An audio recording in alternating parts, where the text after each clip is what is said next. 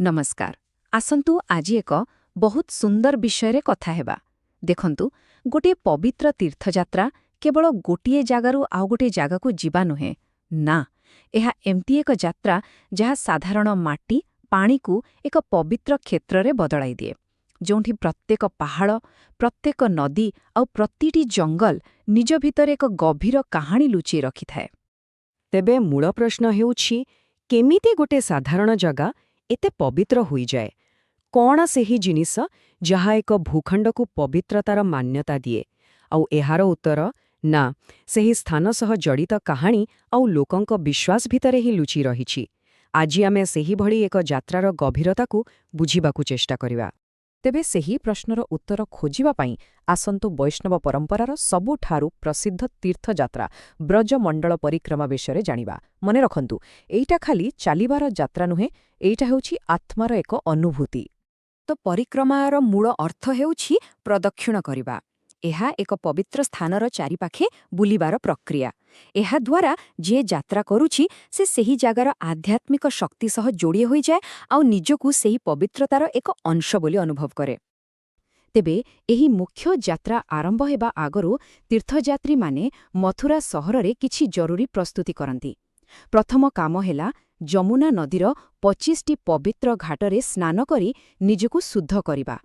आउ तापरे सेमाने सेही पवित्र भूमिर चारिदिगर रक्षक 4 जण महादेवंक पाखकु जाई यात्रा पाई अनुमति एवं आशीर्वाद मागंती। आमो यात्रार प्रथम पाद हेउछि मथुरा। एइटा खाली गोटे सहर नुहे, एहा हेउछि सेही स्थान जेउठी भगवान कृष्ण जन्म होइथिले आउ जेउठु तांकर समस्त लीला आरंभ होइथिला। कल्पना करंतु टिके, मथुरारे कृष्णंक जीवनर आरंभ केते नाटकीय थिला।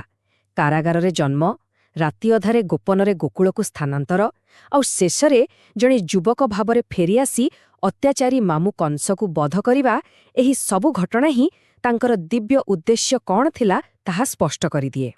ଚାଲନ୍ତୁ ଏବେ ସହରର କୋଳାହଳରୁ ବାହାରି ସେହି ଶାନ୍ତ ଜଙ୍ଗଲ ଆଡ଼କୁ ଯିବା, ଯେଉଁଠି କୃଷ୍ଣଙ୍କ ବାଲ୍ୟକାଳର ଅନେକ ରୋମାଞ୍ଚକର କାହାଣୀ ସବୁ ଘଟିଥିଲା। ଏହି ଜଙ୍ଗଲଗୁଡ଼ିକ ଆଜି ବି ତାଙ୍କ ଲୀଳାର ସାକ୍ଷୀ ହୋଇ ଠିଆ ହୋଇଛି। ଏଠି ଗୋଟେ ବହୁତ ଗୁରୁତ୍ୱପୂର୍ଣ୍ଣ ଶବ୍ଦ ବୁଝିବାକୁ ପଡ଼ିବ, ଲୀଳା। ଏହାର ଅର୍ଥ ହେଉଛି ଦିବ୍ୟ ଖେଳ। ଏହି ଶବ୍ଦଟି ଆମକୁ ଏକ ନୂଆ ଦୃଷ୍ଟିକୋଣ ଦିଏ। ଏହା କୁହେ ଯେ କୃଷ୍ଣଙ୍କ କାହାଣୀଗୁଡ଼ିକ କେବଳ ଯୁଦ୍ଧ ନୁହେଁ, ବରଂ ତାଙ୍କର ଦିବ୍ୟ କ୍ରୀଡ଼ା। ଏହା ଦର୍ଶାଏ ଯେ ତାଙ୍କର ସବୁ କାମ କେତେ ସହଜ ଆଉ ଆନନ୍ଦରେ ପରିପୂର୍ଣ୍ଣ ଥିଲା। ଏଠି ଗୋଟେ ମଜାଦାର କଥା ଦେଖନ୍ତୁ। କୃଷ୍ଣ ଆଉ ବଳରାମ ଯେଉଁ ରାକ୍ଷସଙ୍କୁ ମାରିଥିଲେ, ସେମାନେ ଖାଲି ରାକ୍ଷସ ନଥିଲେ, ସେମାନେ ଥିଲେ ଆମ ଭିତରେ ଥିବା ଖରାପ ଗୁଣର ପ୍ରତିଚ୍ଛବି। ଯେମିତିକି ଧେନୁକାସୁର ଆମର ଅସରନ୍ତି ଭୌତିକ ଇଚ୍ଛାକୁ ଦର୍ଶାଏ, ଆଉ ଲବଣାସୁର ଅଧର୍ମକୁ। ତ ଏହି ଲୀଳାଗୁଡ଼ିକ ଆମକୁ ନିଜ ଭିତରର ଶତ୍ରୁଙ୍କୁ ପରାସ୍ତ କରିବାର ବାର୍ତ୍ତା ଦିଏ। ଏବେ ଆମେ ପହଞ୍ଚିବାକୁ ଯାଉଛେ ଏହି ଯାତ୍ରାର ସବୁଠୁ ଖାସ୍ ଜାଗାରେ, ଶାରୀରିକ ଏବଂ ଆଧ୍ୟାତ୍ମିକ ଉଭୟ ଦୃଷ୍ଟିରୁ ଏହାର ଶିଖରରେ। ଏହାର ନାଁ ହେଉଛି ଗୋବର୍ଦ୍ଧନ ପର୍ବତ। ଏହା କୃଷ୍ଣଙ୍କ କାହାଣୀର ଏକ କେନ୍ଦ୍ରୀୟ ଚରିତ୍ର। କୃଷ୍ଣ ଗାଁ ଲୋକଙ୍କୁ ଯେଉଁ ଯୁକ୍ତି ଦେଇଥିଲେ, ସେଇଟା ବହୁତ ସରଳ କିନ୍ତୁ ଗଭୀର ଥିଲା। ସେ କହିଲେ, ଦେଖ, ଆମେ ଦୂରରେ ଥିବା ଦେବତା ଇନ୍ଦ୍ରଙ୍କୁ କାହିଁକି ପୂଜା କରିବା, ବରଂ ଏହି ଗୋବର୍ଦ୍ଧନ ପର୍ବତକୁ ପୂଜା କରିବା ଉଚିତ, କାରଣ ଏହା ହିଁ ଆମକୁ ସିଧାସଳଖ ଖାଇବା ପିଇବା ସବୁ ଦେଉଛି। ଏହା ପ୍ରକୃତିକୁ ସମ୍ମାନ ଦେବାର ଏକ ବହୁତ ବଡ଼ ବାର୍ତ୍ତା। ଆଉ ତାପରେ ଯାହା ହେଲା ସେଟା କଳ୍ପନା ବାହାରେ। କୃଷ୍ଣ ନିଜେ ସେହି ପର୍ବତର ରୂପ ନେଇଗଲେ ଆଉ ସବୁ ଭୋଗ ଖାଇଦେଲେ। ଖାଇସାରି ବଙ୍ଗାଳାରେ ପାଟି କରି କହିଲେ, ଅନ୍ୟରେ ଅନ୍ୟରେ, ମାନେ ଆହୁରି ଆଣ ଆହୁରି ଆଣ। ଏହା ଦର୍ଶାଏ ଯେ ପ୍ରକୃତି ଆଉ ଭଗବାନ ଅଲଗା ନୁହନ୍ତି, ଦୁହେଁ ଏକ। ଏବେ ଯାଏଁ ଆମେ ବାହ୍ୟ ଯାତ୍ରା ବିଷୟରେ କଥା ହେଉଥିଲେ, କିନ୍ତୁ ଏହି ପରିକ୍ରମାର ପ୍ରକୃତ ଗଭୀରତା ରହିଛି ଏହାର ଆନ୍ତରିକ ଦିଗରେ। ଚାଲନ୍ତୁ ଏବେ ଶାରୀରିକ ଯାତ୍ରାରୁ ବାହାରି ଦିବ୍ୟ ପ୍ରେମର ଧାରଣା ଭିତରକୁ ଯିବା। ବିପ୍ରଲମ୍ଭ, ଏହି ଶବ୍ଦଟା ବୁଝିବା ବହୁତ ଜରୁରୀ। ଏହାର ଅର୍ଥ ହେଉଛି ପ୍ରେମର ସବୁଠୁ ଉଚ୍ଚ ଅନୁଭବ ମିଳନରେ ନୁହେଁ, ବରଂ ବିଚ୍ଛେଦର କଷ୍ଟରେ ମିଳେ। ଆଶ୍ଚର୍ଯ୍ୟ ଲାଗୁଛି ନା? କିନ୍ତୁ ଏହି ପରମ୍ପରାରେ ବିଚ୍ଛେଦର ଯନ୍ତ୍ରଣା ହିଁ ଭକ୍ତିକୁ ଅଧିକ ଗଭୀର ଆଉ ତୀବ୍ର କରିଥାଏ। ତାହେଲେ ଏହି ବିଚ୍ଛେଦ ଆସିଲା କେମିତି?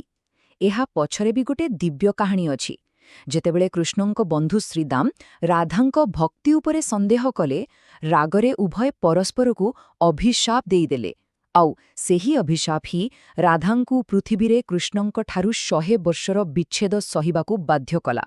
ଆଉ କାହାଣୀ ଏତିକିରେ ସରୁନି, ଏହାର ଆଉ ଗୋଟେ ଦିଗ ବି ଅଛି।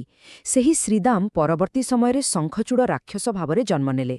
ତାଙ୍କୁ ହରାଇବା ପାଇଁ ବିଷ୍ଣୁ ତାଙ୍କ ପତ୍ନୀ ତୁଳସୀଙ୍କୁ ଛଳନା କଲେ, ଆଉ ଯେତେବେଳେ ତୁଳସୀ ଏହା ଜାଣିଲେ ସେ ବିଷ୍ଣୁଙ୍କୁ ପଥର ହୋଇଯିବାକୁ ଅଭିଶାପ ଦେଲେ। ଦେଖନ୍ତୁ କେମିତି ଅଭିଶାପ ଆଉ ବିଚ୍ଛେଦ ଏକ ଗଭୀର ଦିବ୍ୟ ଉଦ୍ଦେଶ୍ୟର ମାଧ୍ୟମ ପାଲଟିଯାଉଛି। ତେବେ ଏତେ ସବୁ ପରେ, ଏତେ ବାଟ ଚାଲିବା ପରେ, ଏତେ କାହାଣୀ ଶୁଣିବା ପରେ ଶେଷରେ ଏହି ମହାନ ଯାତ୍ରାର ପ୍ରକୃତ ଉଦ୍ଦେଶ୍ୟ କ'ଣ? ଆସନ୍ତୁ ଜାଣିବା। ଏହି ଯାତ୍ରାର ଗନ୍ତବ୍ୟ କୌଣସି ଜାଗା ନୁହେଁ, ବରଂ ଏକ ଅନୁଭବ।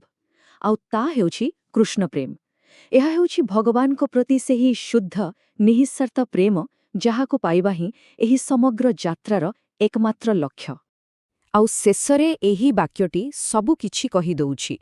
କୁହାଯାଏ ଯେ ଏହି ଦିବ୍ୟ ପ୍ରେମ ଏତେ ଶକ୍ତିଶାଳୀ ଯେ ଏହା ଯାହା ବି ସଂସ୍ପର୍ଶରେ ଆସେ ସେ ସମସ୍ତଙ୍କୁ ଆଉ ସବୁକିଛିକୁ ନିଜ ଆଡ଼କୁ ଟାଣିନିଏ, ମୋହିତ କରିଦିଏ। ତେବେ ଆମେ ଯେଉଁଠୁ ଆରମ୍ଭ କରିଥିଲେ ପୁଣି ସେଇଠିକି ଫେରିଆସିବା। କାହାଣୀଗୁଡ଼ିକ ଖାଲି ଆମକୁ ମନୋରଞ୍ଜନ କରାନ୍ତି ନାହିଁ, ସେମାନେ ଆମ ଚାରିପାଖର ଦୁନିଆକୁ ଗୋଟେ ଅର୍ଥ ଦିଅନ୍ତି। ସେମାନେ ସାଧାରଣ ପଥର, ନଦୀ ଆଉ ପାହାଡ଼କୁ ପବିତ୍ର କରିଦିଅନ୍ତି। ଶେଷରେ ଆମେ ଯେଉଁ ଭୂମିରେ ଚାଲୁ ତାହାକୁ ଆମ ବିଶ୍ୱାସ ଆଉ ଆମ କାହାଣୀ ହିଁ ପ୍ରକୃତ ରୂପ ଦେଇଥାଏ।